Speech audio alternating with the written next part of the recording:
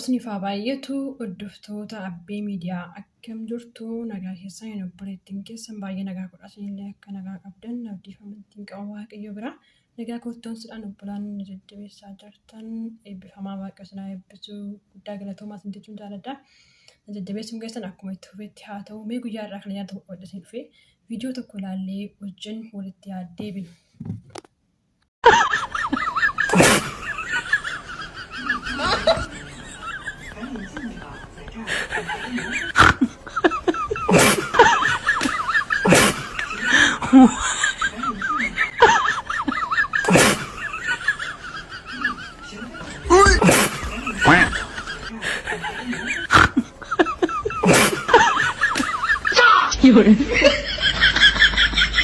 Tole obboloota koo walitti deebinee jirra dhugaa dubbachuu fi peejichi namas hin kofalchiisa dhugaa namas waan kofalchiisu miti maaliif daa'imman kun waan isaan irraa beekan tokkollee hin qabu jechuudha.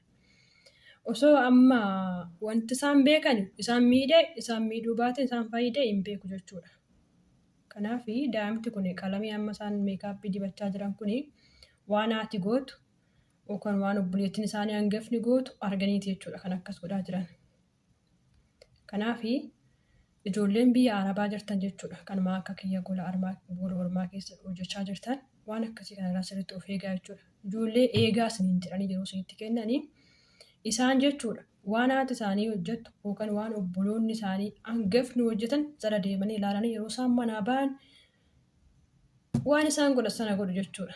Tarii ijoollee Arabaa eegaa jedhanii yeroo isinitti gatanii deemanii dhugumas isiniin jedhan hojiin mana keessaa suni hojii maaliif hin hojjenne jedhanii isiniin haaloolan jechuudha. Maaliif lolli suni booda dhaabbachuu danda'a yookaan qabbanaa'uu danda'a jechuudha. Gin daa'imti kun osoo ija isaanii of balleessanii yookaan garaatti dhuganii meekaappii kana yookaan immoo ija isaanii isaa iskiriiptoo akka iskiriiptoo sanaa iddoo ija kaa'atanii waaqayyoon fidin malee iji isaanii hin bade jechuudha. Kanaaf maal fayyaada kana qabadhee yookaan viidiyoo kana irratti dubbachuu dhufeef jechuudha. Ijoollee obboloonni keenya akkuma kiyyaa gola ormaa keessa jirtanii warri ijoollee eddan baay'een keenya dhugaa dubbachuuf irra caalanii ijoollee isaanii akka kunuunsinuuf ijoollee isaanii hojiidhuma biraa wajjin nutti gatanii deemu jechuudha. Hojiin biroo sodu jiru. Ijoolleen immoo ijoollee qofa eddanis hin jirtu jechuudha. Kanaaf waan kana irraa sirriitti of eegaa jechuudha. Daa'imti jechuudha wanta jabaan yeroo bira jiru godhu sana goote jechuudha. Daa'imti waggaa 2 gadii warroonni of hin beekne jechuudha. Maal isaan fayyidee isaan fayyiduu baate isaan miidhuu baate adda baasanii hin beekan.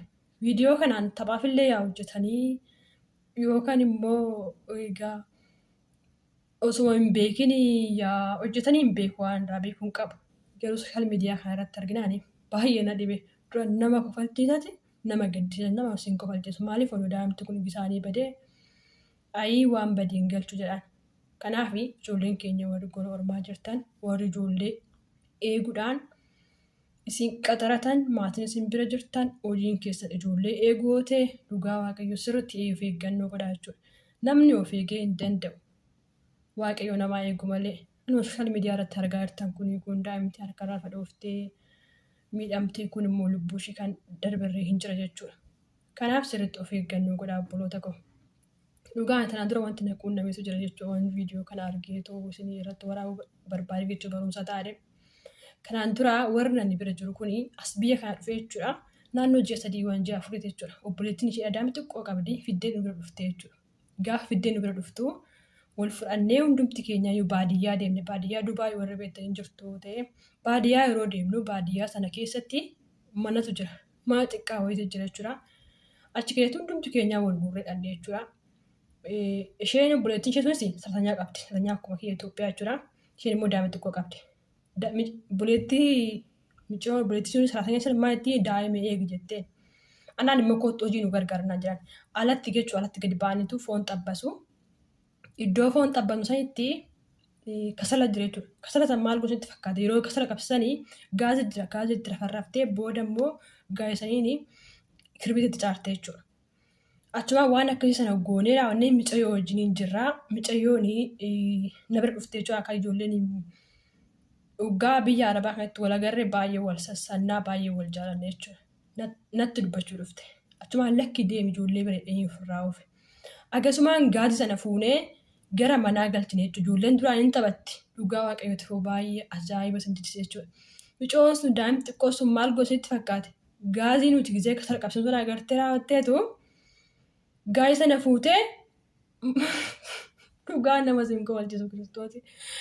Soofa irratti rafarraftee egaa hinganaa soofatti qabsiifte jechuudha. Dhugaa waaqayyoo akka ittiin argee hin beeku jechuudha. Haala jirra manni isaanii keessi mastaawotii qaba.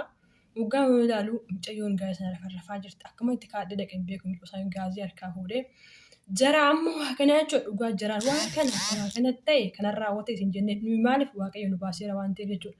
Kanaan booda gaazii kasala qabsiisnee foon xabbasanis nuushin dhiifnee warra dhiiraa dhufanii nurraa fuudhanii hojjetanii waaqayyo isaan haa eebbisu nu gara daa'imaa deebine jechuudha.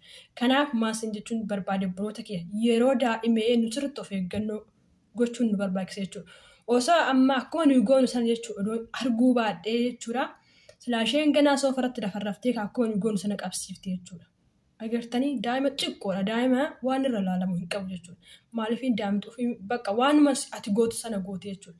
Ganaa waan gaariif waan yaraa adda baafatte waan ta'eef jechuudha. Kanaaf ijoolleen biyya Arabaa jirtanii dhugaa waaqaa sirriitti of eeggannoo godhaa jechuudha. Ani garuu daa'ima baay'ee nan jaaladha. Daa'ima eeguun jaaladha dhugaa waaqayyoo. Daa'ima nan jaaladha garuu eeguun jaaladha dhugaa. Eegi yoo naan jedhanii lafa jalee bakka hin sodaadhe jechuudha. Egaa feete daa'ima eegduu baay'ee ulfaatadha. Loon wayya dhugaa waaqayyoo. Maaliif loon yoo dhooftellee iddoo tokkotti dachaafte sii taa'uu danda'u. Daa'imti garuu daa'ima Arabaa beekamaa dha'uu hin danda'amu. Nyaara maa yoo itti gurte daa'imta takka nyaara irratti gurte fa'aa jetti. Bakka nama saqaayate jechuudha. Walumaa galatti jechuudha nuti of eegnee hin dandeenyu. Dhugaa waaqayyo nu haa eegu malee. Kanaaf ijoolleen mana namaa jirtan daa'ima irratti xiyyeeffadhaati eegaa jechuudha. Mee amma ijoolleen meekaapii dibachaa jiran kun dhugaa isaan fayyiduu baatee adda hin beekan jechuudha. Isaan ija dibachuu yookaan haadhaa agartee yookaan immoo obboleettii ishee hangafaa agartee fuutee masheen ijatti laqallaqxee jechuudha. Keemikaalli keessa sun gaafa ija daa'imaatii fi ija nama guddaa tokko miti. Oduu ijatti badee uulaan sababa addaa itti fide jechuudha. Kanaaf ijoolleen biyya Arabaa jirtan dhugumas ni jira. Sirriitti of eegaa daa'ima irratti jechuudha. Isaanii daa'ima isaan sirriitti nama hin jaalatan jechuudha. Dhugaa eenyumtuyyuu daa'ima ofitti nama hin jaalatu. Maaliifin daa'ima hin dhalanii ji'a 9 garaatti baatanii namni daa'ima ofitti nama jaalatu hin jiru. Araba dhiisatti Habashaan keenyaayyuu daa'ima ofitti eenyutu nama hin jaalatu jechuudha. Kanaaf isaan biratti jechuudha qalliin gara daa'imaa gonkumayyuu hin jiru jechuudha. Osuma ati waa hin godhaniyyuu jechuudha. Daa'imti xiqqoos bira teechee gaafa boochi ijoollee Itoophiyaa keenyaa daa'imti xiqqoon gaafa isaan bira teechee akkuma caarraa waanuma biraatiin wal loltee boochi bakka ijji isaan ittiin nama ilaalan baay'ee sirrii miti jechuudha. Ijji isaan ittiin nama ilaalan hamaa wayiitiin nama ilaalan. Nama yeroo baay'een arga jechuudha. Isaan nan beeka jechuudha. Maal akka isaan godhan yeroo daa'imti isaanii xinnuma waa tokko taate. Haa irree galata waaqayyo ijoollee xiqqoos hin qabu. Dhugaa ijoolleen mana kanaa ijoollee eebbifamoodha. Ijoollee nama rakkisanii kan ati isaan kan si eegan dhugaa. Kanaafuu maal jechuun barbaada ijoollee baay'een daa'ima xixiqqoo eegaa jirtu sirriitti of eeggannoo godha. Dhugaa of eeggannoo godha. Hojiin mana isaanii keessaa yaafu. Raffiftaniifaa yeroo hojii hojjettan ka'anii algaarraa lafa dha'uu danda'u. Waa baay'eetu jira jechuudha. Sirriitti of eeggannoo godha dhugaa.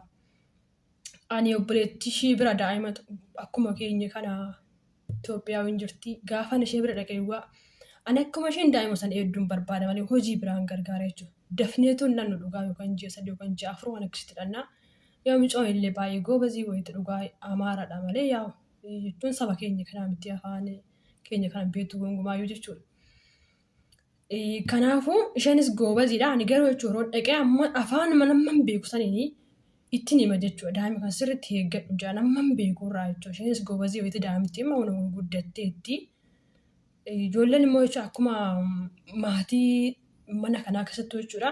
Ijoollee isaanii xinnuma yoo wal siqan dafanii of baru dafanii waan balleessan irraa hin dhaabbatu jechuudha. Yeroo kana gadi daa'imti jechuudha yeroo xinnummaa isheetii waan itti muramus hin qabu beektu waan ta'eef jechuudha. Waan barbaadde gootu waan mas jalatti argite gootu jechuudha. Kanaafuu maasin jechuun barbaada yaada keenya hubattu dhima yaada. Viidiyoo ijoolleerraa kun dhugaa dubbachuuf yookaan qaldiif hojjetan waan irraa beekuun qabu yookaan dhuguma yeroo isaan akkas gochaa jiran arganii viidiyoo waraabanii. Kanaaf isin ijoolleen keenya ijoolleen mana namaa jirtan mana Arabaa jirtanii daa'ima kan eegaa jirtanii sirriitti of eeggannoo godhaa dhugaa. ijoollee baay'inaan dhaqaa miidiyaa kanarratti karaa tiiktokiitiinis karaa feesbuukiitiinis daa'imti nu harkatti akkas taatee nu harkatti kana taatee jedhu jechuudha. Kanaafuu of eeggannoo sirriitti godhaa obboloota koo. Maaliif waaqa biratti nus dirqama of eeguun keenya dirqama jechuudha. Malee namni of eeguu hin danda'u gonkumaayyuu. Garuu waaqaa gaditti immoo nutis of eeguun keenya barbaachisaadha jechuudha. Ayyii waan badii hin galchu jedhan waan ta'eef jechuudha. Yeroo sana akkas godhee yeroo sana akkana ta'e jennee homaa faayidaa hin qabnu. Nuti kan manaa baanee hojii fi kan akka bilbilaa waan tokko irratti yaada keessan hin cabsinaa. Yoo daa'ima eegduu ta'e daa'ima keessan eeggadhaa bakka. Maaliif yeroo bal'aa qabdu yeroo keessan itti fayyadamuu dandeessu jechuudha. Malee dammanni daa'imti jirturree dhugaa kan hunda boqonnaa hin qabu. Egaa maaliif dirqama nuyis boqochuu nu barbaachisa. Tokko egaa maal jechuun barbaade yaadni ani qabadhee si dhufee kanumaan dhaabata. Kanaaf guyyaa irraa kana kunumaan isinii xumura. Amma guyyaa biraa waan biraatti walitti deebinutti nagaan naaf turaa isiniin jechuun jaaladha.